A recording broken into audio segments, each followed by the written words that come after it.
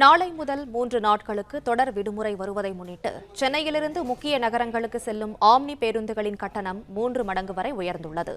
இதுகுறித்த மேலும் விவரங்களை செய்தியாளர் ராஜகுமரன் வழங்க கேட்கலாம். ராஜகுமரன், வணக்கம். மேலும் விவரங்களை சொல்லுங்க.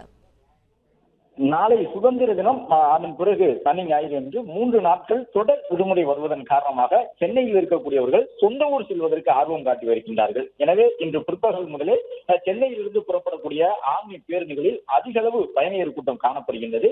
இந்த நிலையில்தான் பயணியர் எண்ணிக்கை அதிகரித்திருப்பதன் காரணமாக சென்னை திருச்சி இடையே வழக்கமாக 600 ரூபாய் ஆம்னி பேருந்துகளில் கட்டணம் வசூலிக்கப்படும் நிலையில் இன்று மாலை முதல் இரவு வரை கூட திருச்சிக்கு 2700 ரூபாய் கட்டணமாக நிர்ணயிக்கப்பட்டிருக்கின்றது.